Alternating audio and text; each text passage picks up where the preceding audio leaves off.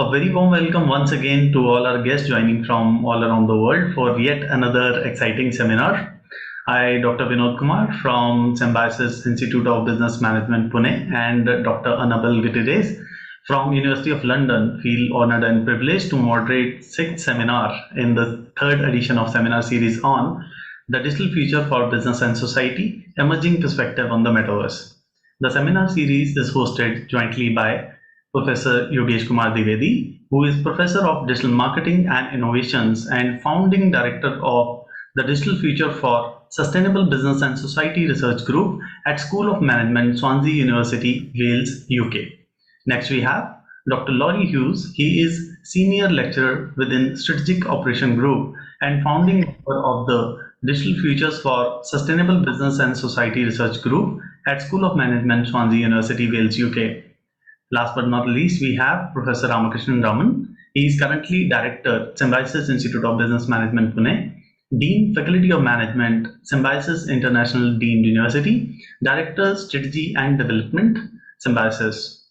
Our entire seminar series is jointly supported by Digital Marketing and Analytics, SIG, Academy of Marketing, Green Nobel, IAE, Graduate School of Management, a Green Nobel INP School of the University of Grenoble Alps, the E-Business and E-Government SIG, British Academy of Management, the UK Academy for Information Systems, UK AIS. To tell you something very briefly about the seminar series, emerging technologies such as artificial intelligence, blockchain, Internet of Things, and the Metaverse undoubtedly offer transformative potential for the augmentation and potential replacement of human performed tasks and activities within a wide range of industrial, intellectual, and social applications.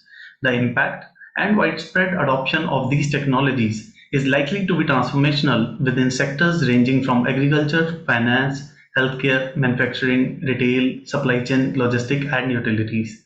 The seminar series on the digital future for business and society, emerging perspectives on the metaverse, will present various perspectives from a number of leading experts to highlight the opportunities and challenges posed by rapid emergence of the metaverse. The seminar series will not only offer a timely and thought-provoking insight to the metaverse, but also its impact on the future of business management and societal factors impacted by growth, direction, and widespread adoption of this new immersive technology.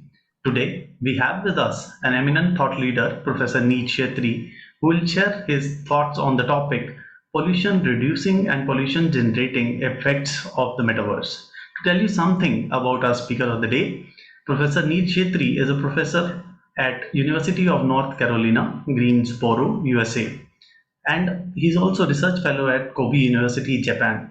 He has authored 13 books and more than 200 academic articles. That's tremendous, sir. Professor Nee's work has been featured by hundreds of media outlets such as BBC, Economist, Wall Street Journal, Newsweek, Bloomberg TV, and many more. He has provided consulting services also to Asian Development Bank, the Commonwealth Secretariat, and various UN agencies. Professor Nees is two-time TED speaker also. So his TED Talks can be seen on YouTube as well. He spoke on the topic role of emerging technologies such as artificial intelligence and blockchain in fighting poverty. So very warm welcome to you, sir. And without any further ado, I would like to take you to take over and address our audience for today. Great. Thank you very much, Dr. Vinod, for the nice introduction, and thank you for having me for this seminar. Yeah, so basically, Yogesh and I have been talking about this for a long time. Then I think we planned this about 6-7 months ago. And after that, actually, we have an article based on this article with based on the presentation that I'm doing with Yogesh. And so I think it is already published in the International Journal of Information Management, Pollution Reducing and Pollution Generating Effects of the Metaverse, which is the same title. Unfortunately, Yogesh is not here today because of He's another commitment. He's in another part of the world, but I'll be doing this presentation. So basically, there are different types of metaverses. Like there is the consumer metaverse, there is the enterprise metaverse, and there is the industrial metaverse. Different types of metaverse exist, and then all of those might have different effect. Some of them might produce a lot of pollution. Some of them actually can help reduce pollution, and that is the idea in today's article. Basically, we look at this kind of issue from both sides, kind of the pros and cons of the metaverse from the environmental standpoint. First, the two views.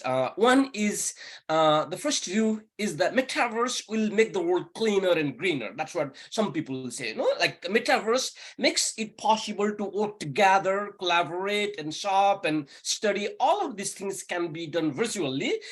Then all of these lead to reduction of physical activities, and physical activities like transportation, all of those are the biggest pollution generator, and we can probably reduce them. And especially in the context of industrial metaverse, the accounting company Ernst & Young conducted a study, and it found that if we basically make digital twin of a building, a factory, or anything, and then incorporate all these technologies like machine learning and artificial intelligence, and manage the kind of energy and all those electricity very well, there might be 50% saving in energy consumption. And of course, if you save energy, you don't have to spend a lot of money. That is one view. Metaverse is a good thing from the environmental standpoint.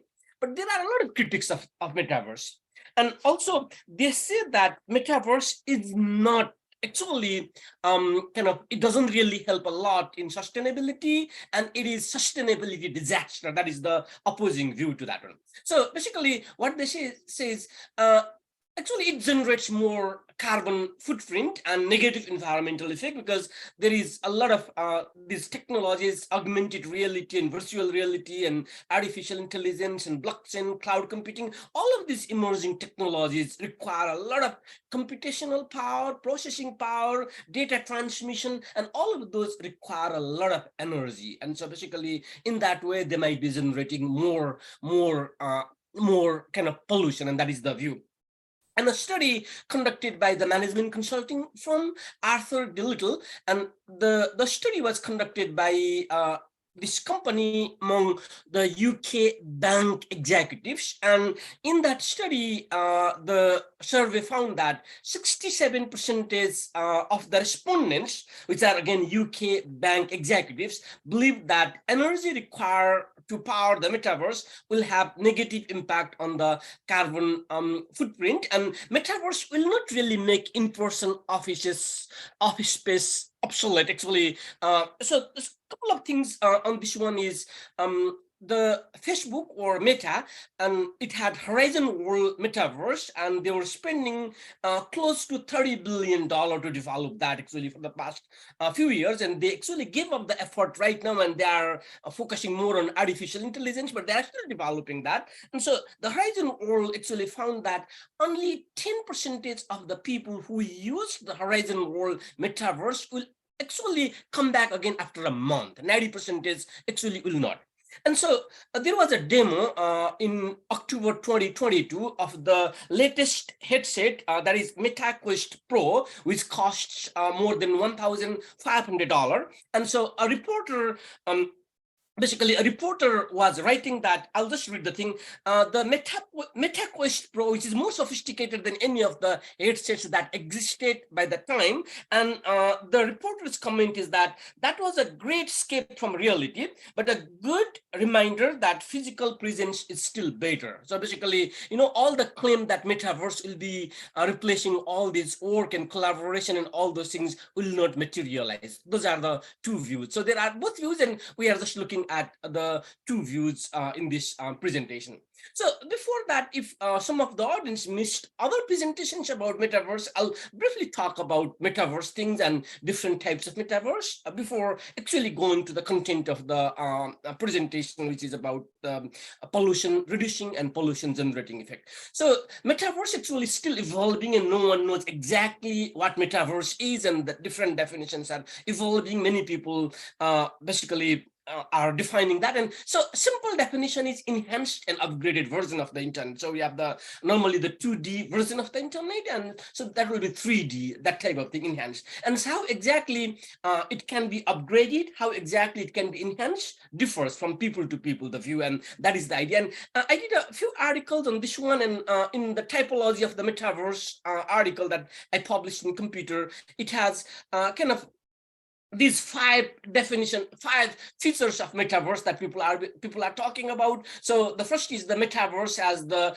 3D applications, and there will be the virtual reality and augmented reality applications that can create immersing world and simulate the real world, and so illusionary environment they create. That is characteristics, feature number one.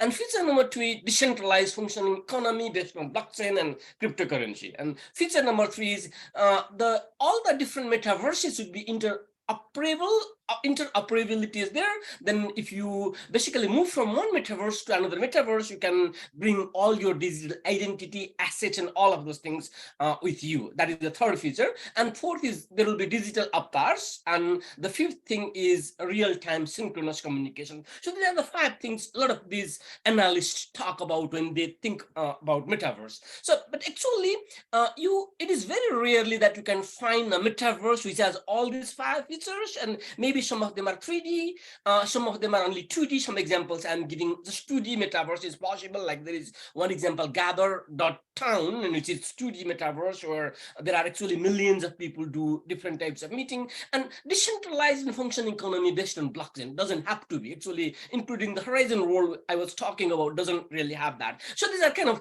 no one knows exactly what metaverse is, and that is still evolving. That is the idea here.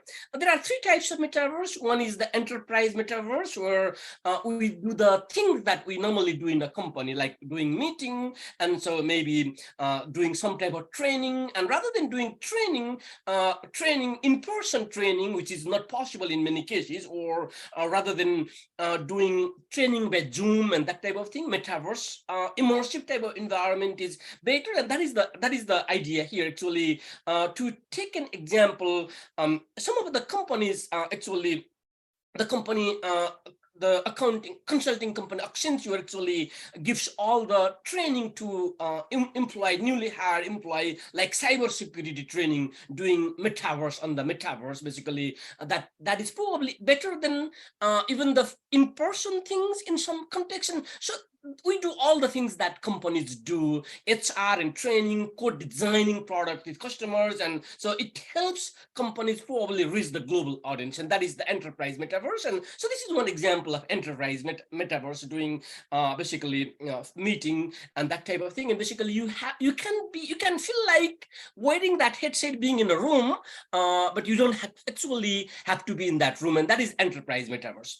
So another thing is the industrial metaverse that many companies have already started. And I personally think that this probably has the biggest potential right now. And so industrial metaverse is the physical digital fusion and human augmentation. So mainly for the industrial applications, there are machines and factories and buildings and cities, and you can create supply chain, logistics. You can create digital twin, and you can simulate the physical system and analyze all the problems. And you can even discover the problem before they arise. And so basically that is the industrial metaverse. And a very good example of industrial metaverse could be companies like BMW and all those, like PepsiCo and Kroger, another grocery store in the US, and another retailer, Lowe's, and all of them are using the industrial metaverse. And many of them are using the NVIDIA, the company's Omniverse, and this is industrial metaverse. Probably this is a BMW, and actually you can manage all the things. You can operate all these things virtually from the metaverse, and so that is the industrial metaverse. And finally, there is the consumer metaverse, and consumer metaverse basically is 3D virtual world, and where social interaction takes place, and people live their second life.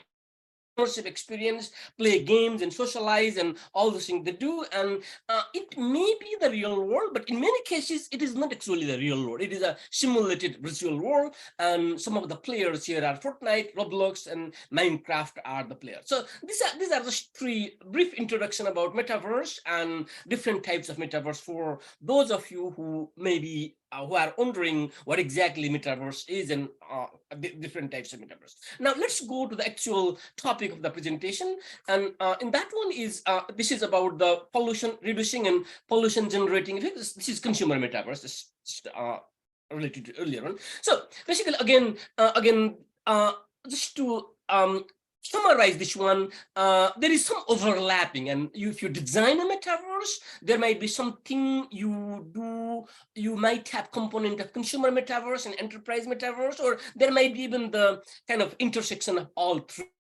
metaverses, and it is possible to do that. That is the idea. So let's go to the actual topic of the presentation now. And so it is the pollution reducing and pollution generating effect of the metaverse. So when you talk about let's first look at the good things that metaverse can do to the environment, which is the pollution reducing effect. And so I'll be talking about 4 things here. Number 1, it might completely eliminate pollution generating activities. So that is number 1. And number 2, it will not actually eliminate the activity, but we still have to do the activity, whatever activity we are talking about, but the energy consumption by that activity can be reduced by using metaverse. That is number 2.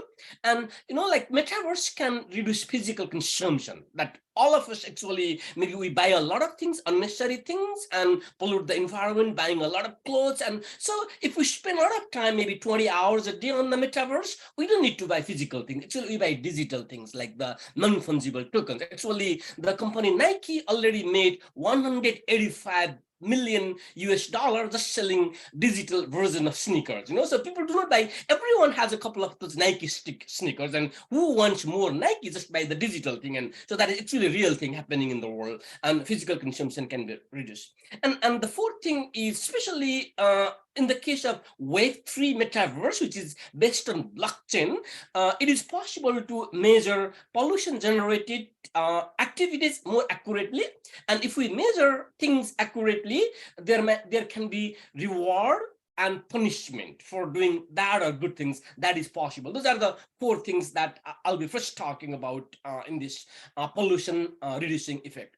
So basically, when you talk about the number 1, elimination of pollution generating activities. So especially, this is the case of enterprise metaverse mainly, or it is also the case of the industrial metaverse. So commuting and face-to-face meeting and all of those are not necessarily important anymore. And so basically, it reduces, it cuts energy completely. That is the idea here. And so just to take an example, currently transport activities account for a quarter of carbon dioxide emission currently all over the world, and of that transport, 25% is actually road vehicles are the main ones. They generate 75% pollution, and so metaverse is not really developed that well, but maybe who knows, in 5-year, 10-year time, it will be developed very well. Then maybe we don't have to do a lot of those things, and then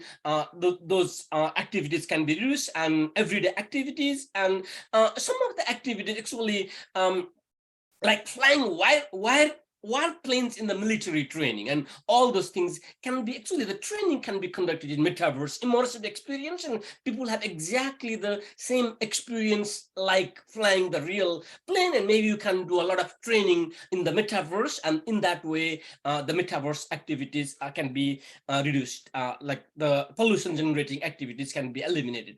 So one example is the 2D, that is 2-dimensional metaverse, gathered a town, and actually I had a little old data, actually 2-year more than 2 year old, and I didn't really find the recent information about the number of users. And actually, as early as in 2021, more than 2 years back, they had 4 million users. And actually, it is used by many companies, including in the university business, and like University of Chicago has its own GatherTown, and University of Pennsylvania's computer science department have their GatherTown, and it just generates exactly the environment, the buildings and meeting rooms and classrooms and all those things are in GatherTown. And so basically people do a lot of that.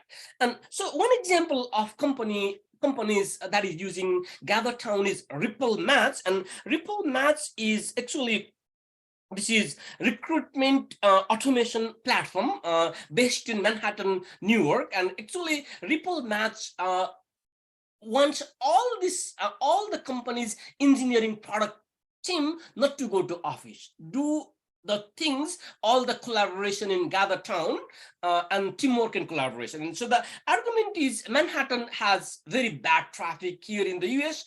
And so basically there is the congested and heavy public transportation of Manhattan that employees do not have to drive every day, or the subways will be really, really crowded. And why to do that if you can do exactly the same thing using Gather.town? And so that is one example of companies using Gather.town to completely cut pollution generating activities.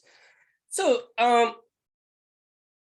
and also reduction in activity, reduction in pollution generated by an activity, that is second mechanism. And it is possible to create different scenarios for a city, factory, and exactly what is the energy consumption and which scenario leads to the lowest energy consumption. It is possible to do that. And so the DT means just the digital twin, and digital twins create, digital twins is the replication of the building, and there is the digital thing online, and you can manage everything virtually, and you can basically look at the real world performance scenarios and a safe environment in low cost. Like, for example, one example of a company that has digital twin is, for example, BMW. And BMW has 31 factories in different parts of the world. Every factory has its digital twin, and they do all new product development. Maybe in the build, hundreds of cars will be running in a build at a given point of time, and it is really dangerous to go and simulate in the virtual real world. And so they do all the simulation in the real world.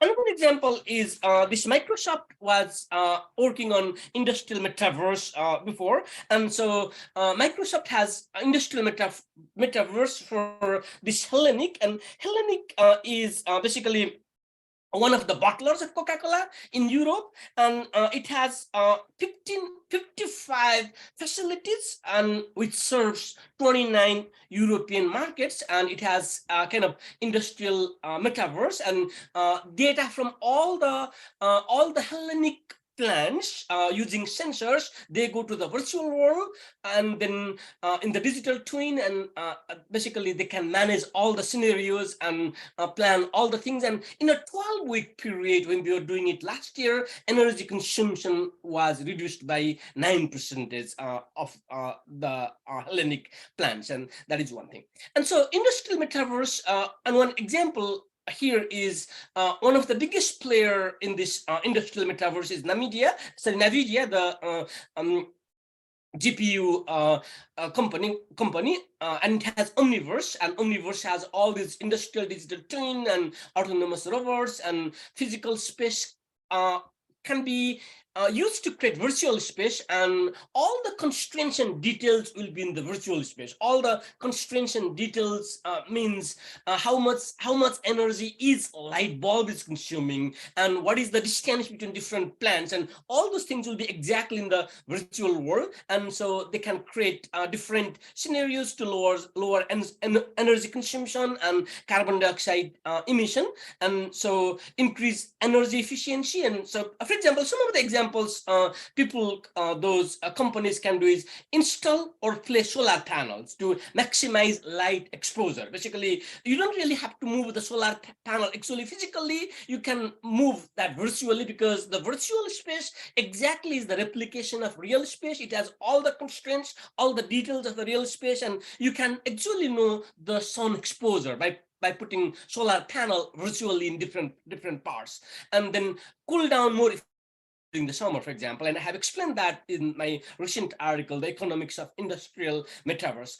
Some examples of companies that are using is, okay, so I have a few examples of companies later. And one example here is cities worldwide generate actually 70% of the global carbon emission, and it is possible to create digital twins. Not only one digital twins and thousands of digital twins, many buildings and factories, digital twins, buildings have digital twins, and the entire city has digital twin. And so they interact with their physical twins and optimize for the whole city. So not only one particular building and factory they have already been doing, like the companies like Hellenic and BMW, and a few more examples I'm giving in the next slide. And they are already doing, but not only at the factory level, but you can do for the whole city. And so that is the idea here. And some examples of a companies that are using is, actually there are many others that are not here, like Kroger,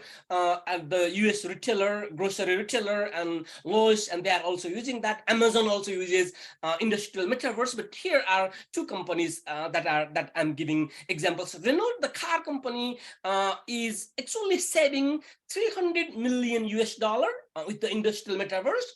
But from this presentation's perspective, it can reduce the carbon footprint by 50%. That's what the Renault company says using industrial metaverse. And similarly, PepsiCo company has its own industrial metaverse. Actually, it is they are testing. The last time I was reading that, they are just testing. They haven't implemented this, but the models and environment, real time warehouse layouts, and all of those things they can manage, and it contributes to various goals like reduction of cost and kind of improving the delivery time. But all of those are important. But sustainability goals, that reduction of carbon emission is another thing, and also reduction in physical products. That is one thing. And physical products is the metaverse might lead to less materialistic consumption. Actually, again, the accounting company Ernst & Young conducted a survey, and 21% of the consumers basically they are expected to do more things digitally, and that means they have planned to buy fewer physical items in the future, because anyways, they don't do a lot of physical things. Like if you look at 16-year-old kids these days, and they spend a lot of time on metaverse, billions of hours actually only on one of the metaverse like Roblox. And so digital lives is no separate from physical ones. And so basically, like we think that our digital lives and physical lives are different probably, but many young people do not see a lot of differences. And so not only their physical selves should be good, but digital self should be equally good. Actually, your avatar should look good, even better than what you look like. And so that is the idea here, and online selves will be important. So actually, this is what was, I don't even personally have Instagram account, and so someone had this post. Really, I don't understand it completely, but the post had more than close to 71,000 likes in a few months time, and so it must be something good. And so the person who posted on Instagram was saying this: metaverse is a time rather than a place. The time when our physical lives become more important than our physical lives. For many, this is already the case. And so that is the post. And so it is a kind of physical and digital comparing that is more important. And many consumers spend substantial time on the metaverse. And so basically, spending on digital times, and the example I gave earlier, Nike already sold $185 million equivalent of sneaker in digital versions of that. And so if you look at one of the Web3 metaverse like Decentraland, and in the first half of 2021, they made more than $750,000 selling the wearable digital version of wearable non-fungible token. Actually, a popular story that everyone was talking about was someone paid $4,500, close to $4,500 for a Gucci bag, the digital version of Gucci bag. Actually, the real Gucci bag costs significantly less than that. And so basically, if people have their avatars on the metaverse. They want the avatars to carry good $4,500 Gucci bag, not ordinary $10 bag. So because the digital self is even more important than physical self, and so all of these might reduce in the energy consumption. That is another mechanism. So accurate measurement, and especially this is not possible with any type of blockchain, but a few like small proportion of the metaverse users use the Web3 metaverse. Basically, this is by making possible using blockchain in the metaverse, like Decentraland, Sandbox, and all of those are using blockchain. And so basically, blockchain makes it possible to create fungible token, and the fungible tokens exactly represent the carbon that certain activities generate. And so carbon credit can be traded freely, and so each credit may represent emissions that are mitigated. And so this is not quite metaverse kind of example, but fits quite well. One example is the receipt company has carbon protection credit, and so this is mainly working for the agricultural industry. Farmlands that store carbon in the vegetation and soil, they are awarded the kind of the token, and data will be taken from satellite and AI. Artificial intelligence measures the entire ownership and how much carbon actually they were able to store in the farmland, and prices can fluctuate free and decentralized. And if I'm generating more carbon, and maybe I might buy the token paying more. And so that is the thing. It is a decentralized market. And when we were writing this article, there were 8,700, more than 8,700 farmers were participating, and they managed more than 2 million metric tons of carbon stock by the time. And so more than double the annual income of many farmers. That is also not only basically rewarding farming activities that are more sustainable, and it is possible to do that, and accurate measurement of that. Okay, so we talked a lot of positive things from the environmental standpoint. Let's go to a few negative things now. And so pollution generating effect. And so we have to develop and run a lot of technological tools, and that basically consumes a lot of energy, and we have to store data and process them and transmit from one place to another place, and e-waste from a lot of electronic products. And so those are the three mechanisms that we talked about, the pollution generating effect. So first, going to the first one, developing and running technological tools. And so there are a lot of these, and especially the biggest energy consumption, the large amount is from the artificial intelligence, which is very popular.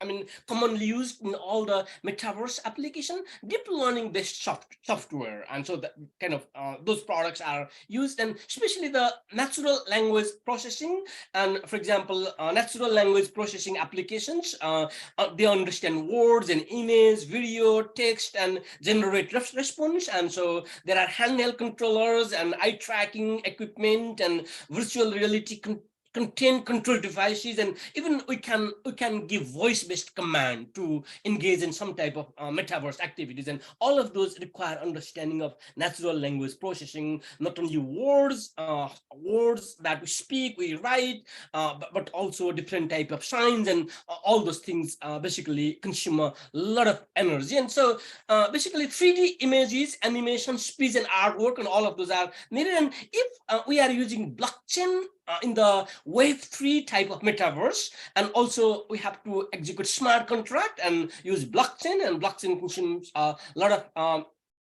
electricity. And so another thing is the generative artificial intelligence is playing an increasingly important role in metaverse. They are already using ChatGPT or GPT-4 type of applications in the metaverse, and or DALL-E that has been in for time, and so GPT-3, and so basically all of them are being used in the metaverse. And so artificial intelligence tools consume a large amount of data, and so highly customized, context-specific words and phrases that they have to train the algorithm for. And this was a little old study conducted 4 years ago, and one natural language processing model, training that model generates over 200 84 metric tons of carbon dioxide. That's what they found long ago in 2019. And so if you look at the GPT-3, the training involved more than close to 1.3 megawatt of energy, and we generated 552 metric tons of carbon dioxide. I think it is like 120 years energy consumption by one household, and that's what they say. And if you look at the NVIDIA's GAN3 type of applications, they also produce a lot of electricity. And so basically already ChatGPT and GPT-4 can be used for 3D content generation. There are some articles published in this area already, and so basically they consume a lot of electricity actually. So if you look at the normally, this is not necessarily the true, but normally the more parameters that they have, more energy all these applications might consume. And if you look at GPT-2, it had 1.5 billion parameter launched in 2019, and GPT-3 had 175 billion parameters, and GPT-4 has 1 trillion parameters, and so they consume a lot of electricity. And so basically, if you look at so basically the more parameters actually doesn't necessarily lead to more energy consumption, but definitely training time, how long these large language model developers train the algorithm, that is a big factor.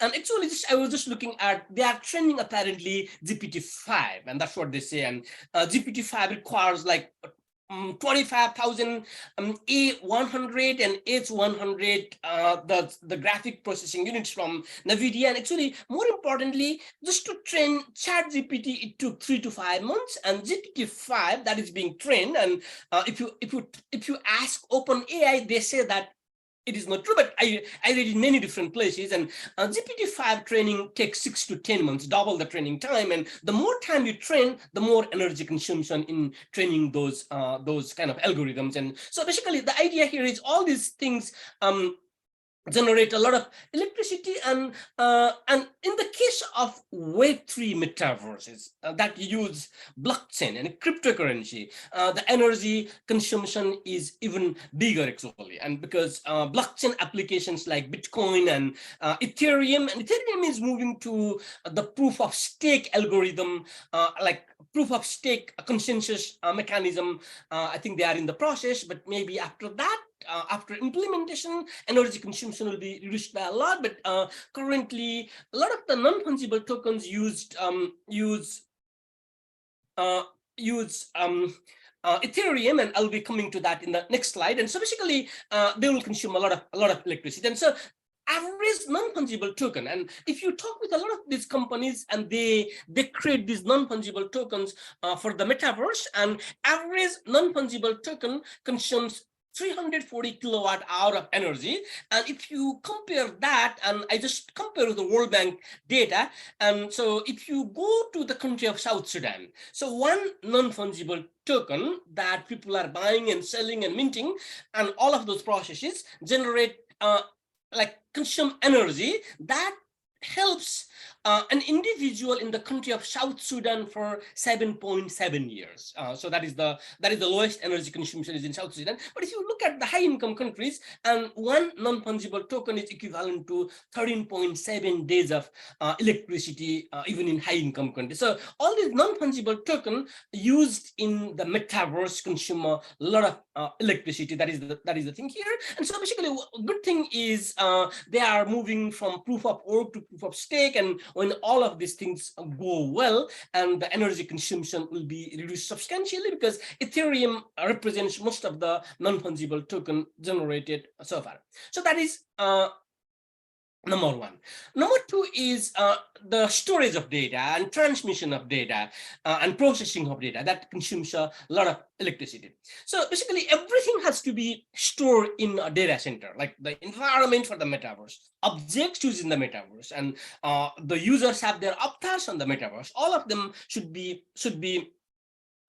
stored in data center, and whenever users demand that, they have to flow from the data center to the user's machine, and so that consumes a lot of electricity. And Also, there is demand of low latency. Demand of low latency, latency means low latency demand means the data center, for example, here in the US, the data centers are in the rural area. If you live in Washington, DC, most of the data centers are in the rural part of Virginia, where the data normally flow. But Virginia to Washington, DC, the data flow might take, something little bit time, actually, something 0.1 second or something. So that doesn't give kind of good experience. So the data centers for Washington DC users, to give good experience, to reduce latency, data center must be hosted in DC itself. And so maybe the rural part of the US have good environment, and they might generate renewable energy, and the heat and humidity, those conditions might be good. And so in some cities, actually big cities do not even have electricity supply for the entire time, but data centers have to make sure that the services are available 24 hours a day. That means they might have to invest in generator, diesel run generator, and all of those things, and they consume a lot of electricity. Especially, there are two things: processing data, storing data in data center, and transmitting data. But more importantly, the data needs to be hosted closer to the users, like in big cities, to reduce the latency, and that consumes a lot of electricity here.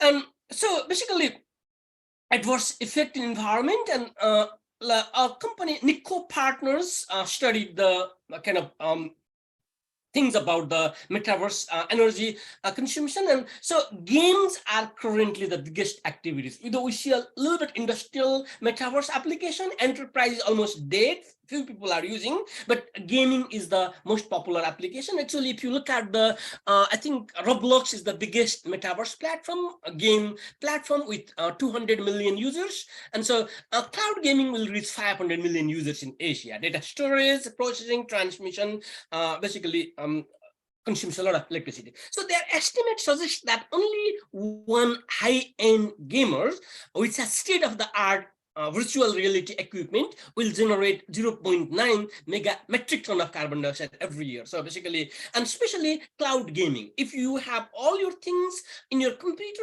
it basically consumes less energy, generates less pollution. But if they are stored in the cloud, and they have to process in the cloud, and they have to be transmitted from the cloud data center to the user's environment, and that consumes a lot of electricity and also generates pollution. The cloud gaming is the worst kind of in generating pollution. That is the thing. So one example to talk about this is Meta, the Facebook's parent company, had planned a data center in Netherlands. It is Schiphol. I think that's how the that's what that pronounced the Netherlands city, and they had actually purchased 410 acres of farmland. And so the energy consumption annually was about 1.380 like 1,380 gigawatt hour. And so that is the half of the all energy consumed by the data centers in Netherlands. And so for that, state approval was necessary, and because some of the land was owned by the central government real estate agency, and actually Meta was doing the work, and because of the energy consumption concern, Meta was forced to halt the plans actually. So March 2022, lawmakers voted to stop any site preparation, and so they were debating in the Netherlands parliament about the land, whether that land should be sold to Meta. And the Dutch government decided they would not sell that made. And so the Dutch cabinet decision is that municipalities, and actually it even blocked municipalities from including hyperscale data center in the zoning plan, and do not develop any hyperscale data center like the Meta company was planning, and banned the development of large data center. And so basically, senator of the Socialist Party was saying there is scarcity of existing sustainable energy. So some people argue that they are using sustainable energy and there is no harm in the environment, but that is not necessarily true, because energy is energy, and people do not have the entire supply of energy, and even if that is sustainable energy, that can probably use to kind of meet household needs and other types of needs. And so, and also by doing all these things, sustainable energy doesn't come for free. someone else will be using less energy because Meta will be using that. And so another more importantly, probably the metaverse activities, according to these lawmakers, do not have added value to the society. And so people are spending a lot of energy just to play game, and engaging in entertainment has no value to the society. So and also e-waste is the last thing that in this category that I'll be talking about, e-waste from electronic products built for the metaverse. So hardware demand, additional hardware demand. The current computers, the current cell phones that most of us are using will not work for the metaverse if we want to play high-end 3D experiences. And so basically the current things do not work, and we have to add features or buy new equipment. And so dedicated graphic cards and all those things should be in the devices that we are using. So then manufacturing that metaverse ready devices to replace so all the computers and phones that currently we are using, we want to spend more time in metaverse. We have to basically dump them and then buy new ones. And so another thing is rapid model obsolescence, and that is another thing. All these technology companies, more and more kind of the latest trend is they want you and me, everyone, to buy all these devices more frequently. And so model obsolescence that is built in, then that is another concern. So shortening lives of the products, and that is one thing, built in products. And so basically not long ago, if there was my cell phone's battery was not working, probably I could just replace the battery myself. But it is not possible to do that anymore, because all these device makers want all of us to buy their devices more frequently. And actually, German Environment Agency commissioned a study, and it was the study found that a percentage of appliances sold to replace defective units, which was only 3.5% in 2004, and which increased in kind of 8-year period more than double, 8.3%. And also in the period, 9-year period from 2004 to 2013, large household appliances needed to be replaced within the first 5 years, increased from 7% to 13%. So this is not in general the context of metaverse. In general, all these models are becoming obsolete, like they have kind of low shorter life cycle, and all of them require kind of people to buy more things, way cheaper to buy than buy a new one. And so, and that is even more the case in the case of metaverse 3D experiences. And so basically all these metaverse different companies might be offering competing models, better models, and people might have to spend more time buying those, and that basically worsens the environmental thing. So I have a few research agenda here, and I think my time is already kind of over, and maybe, so I have 4 research agenda here, and maybe I'll just go to the last one for people who are interested in doing more research about metaverse that we found based on this article. Maybe various industries like automotive and manufacturing and retail, and what is the impact on energy saving when they are doing metaverse activities. And so that is number 1. Number 2, and so e-waste generation. So basically all of us will be watching, maybe some of us will be watching TV and doing non-metaverse internet things, and the metaverse came, we might be watching less TV. So there is no TV, people will not buy television anymore. People will not buy kind of all these ordinary type of laptops anymore. So basically there is kind of significant e-waste generation is there already, and metaverse replaces some of the activities. And so what is the net effect? Metaverse generates more compared to the current one, or less, and that is only from the e-waste, and that is number 2.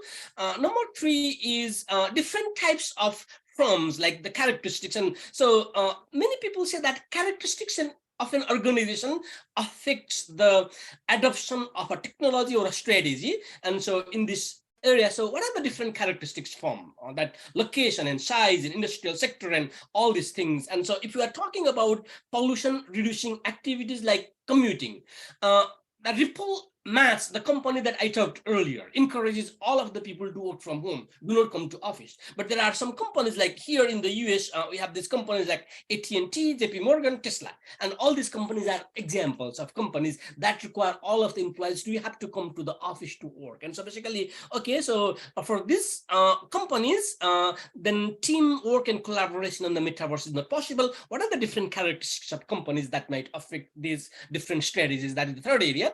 And the fourth area is, like we are currently, many of us are using the 4th generation cellular standards, and 5th generation is already here. And more importantly, they are researching the 6th generation cellular thing. And they say that 6th generation cellular, which is currently kind of many companies are researching, including Nokia, where a lot of examples are here. And they say that this is the extended reality framework automatically incorporated in that one. And so it is supposed to reduce the average power consumption by half compared to 5G. And many of us are not even using 5G. So maybe comparison of 4G, 5G, and 6G mobile system in the metaverse from the energy saving standpoint. These are some of the research things. And I think conclusion, I don't really have a lot of new things to add here in conclusion. And thank you very much for listening. And I'll be happy to take any questions that you might have. Thank you so much, sir, for such an energetic and in-depth session. I would say it was really very in-depth.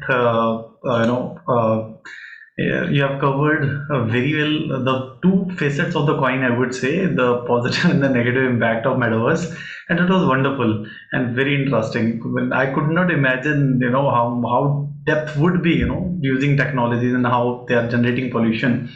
And specifically, dividing metaverse into 3 types. That's what I've seen it for the first time. That was really very great. And touching also upon in the end on theory of planned obsolescences.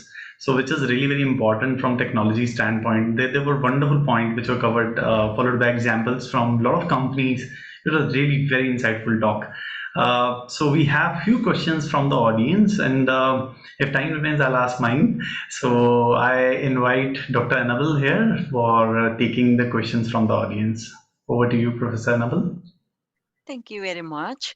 And Professor Kshetri, this was a fascinating presentation, and the way you presented the mechanisms to reduce pollution, but also the problems that comes to with the metaverse, it was very interesting. And we already have one question that states, what is your expert opinion on the longevity and future prospects of the metaverse?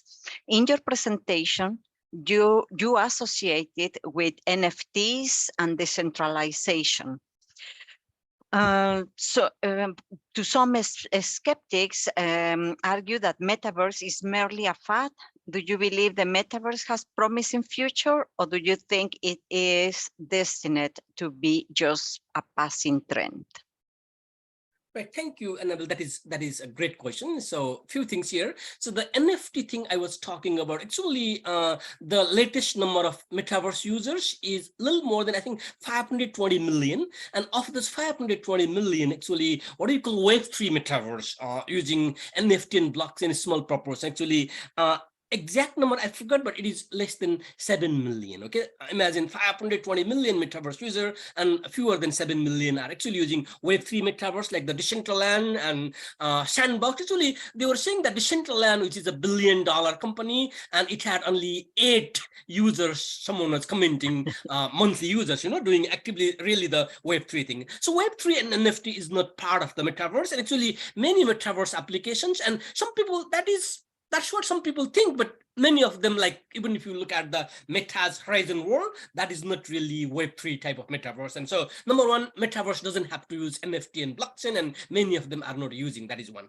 So second question, is it fad or kind of it really had some potential? And I personally think that metaverse applications really have potential. And so many people, actually the people that I talked with, and they confusingly think that metaverse has something to do with the Meta company, the Facebook company. And Meta's share stock price was down, maybe, I don't know, 70% or something when they were talking about Metaverse. And the latest earning call, Metaverse talked, I think, artificial intelligence, maybe something like close to 50 times, but did not really talk a lot about Meta.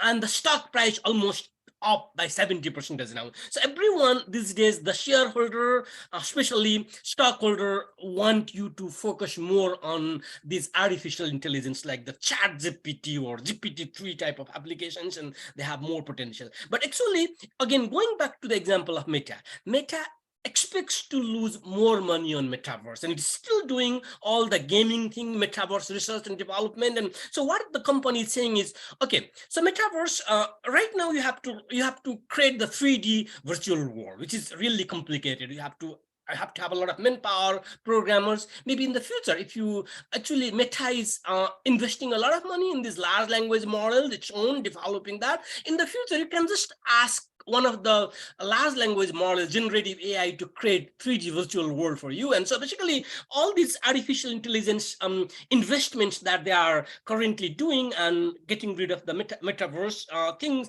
are basically just a short-term trend actually. So, and another example is Disney. Disney has a 50 people kind of team focusing on metaverse. And so Disney wanted 90% of us who do not actually visit Disney to have Disney experience, in the metaverse. And so then Disney had a pressure of cost cutting, something like it has to say 5.5 billion US dollar. Okay, where to start cutting cost?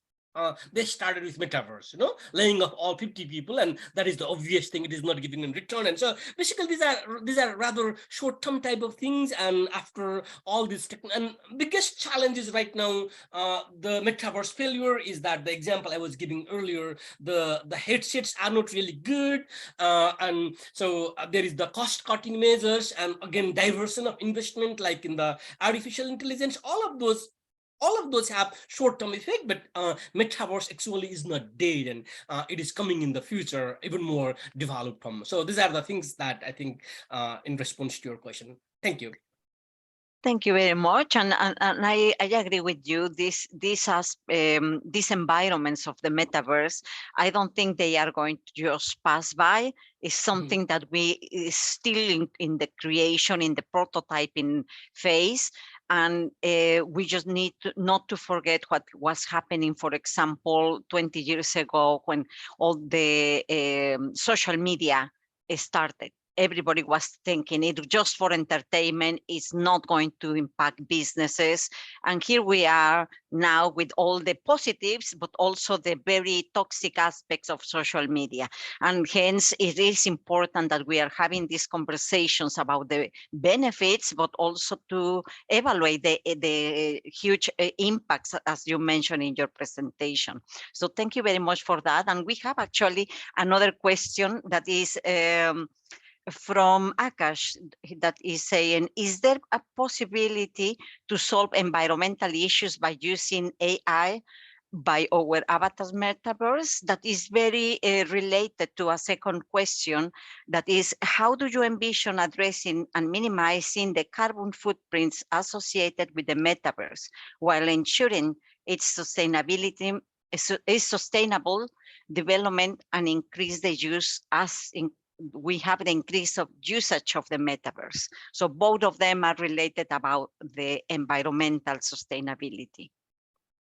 Right, yeah, and actually, yeah, we don't know. The answer is not clear right now, and so we don't even know how the metaverse is going to evolve. But artificial intelligence definitely is playing a big role, especially if you look at the digital twins and industrial metaverse context. And so basically, they help create the scenario, different scenarios, and tell you the best scenario that leads to the lowest, amount of carbon dioxide emission. And so artificial intelligence already is playing a lot of roles in these companies like industrial metaverse that I was talking earlier, like PepsiCo or BMW or Renault car company. And so basically, artificial intelligence definitely is the most important applications that Metaverse benefits from.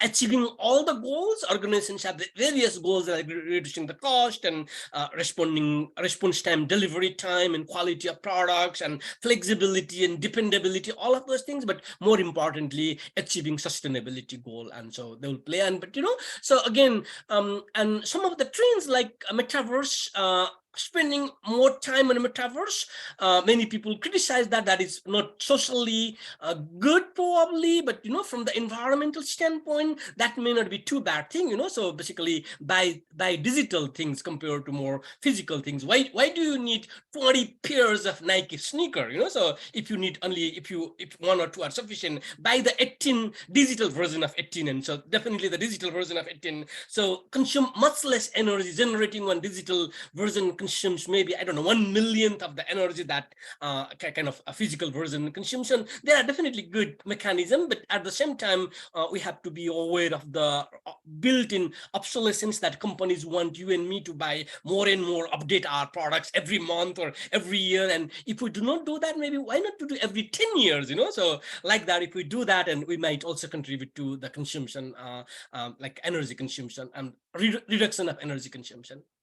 Yeah, I absolutely agree with you. And actually reinventing our business models to reduce consumerism while you get profit from very valuable products and services is the new way of thinking around that, and taking advantage of the technology to actually get the right balance between digital and physical consumption. So I totally agree with that. And we don't know where all these things about sustainability are going, but I really like that your presentation was emphasizing about the use cases. While many of those cases are in the entertainment area, if we as users, researchers, and business practitioners focus on having the conversation on what is valuable, then I'm pretty sure we can foster more those cases and invest on those that had value for society. You mentioned that in your presentation, and I really like that.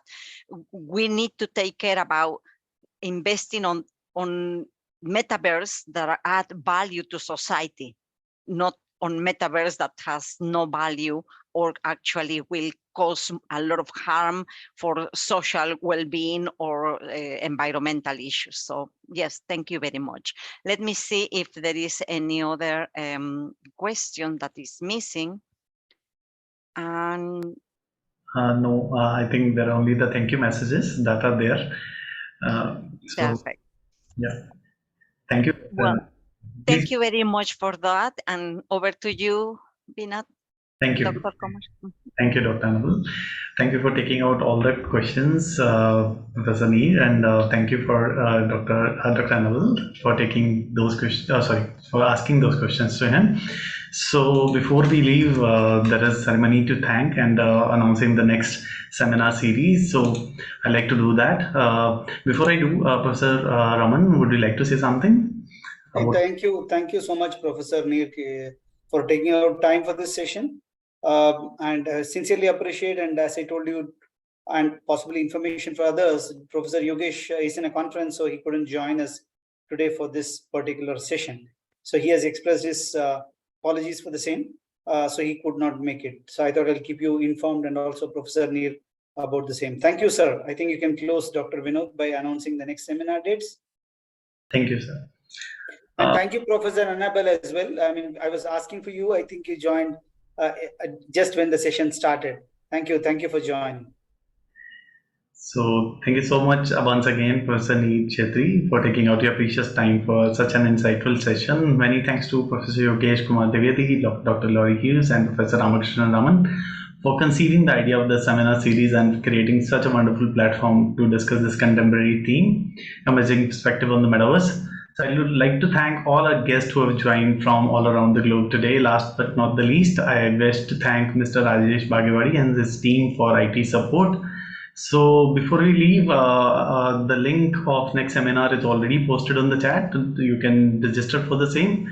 So next seminar is scheduled on 21st June 2023, where Professor Sevas Papagiannidis from Newcastle University, UK will share his thoughts on the topic Metaverse Retail, Opportunity and Challenges. So request all to mark the date on calendar. That's all for today.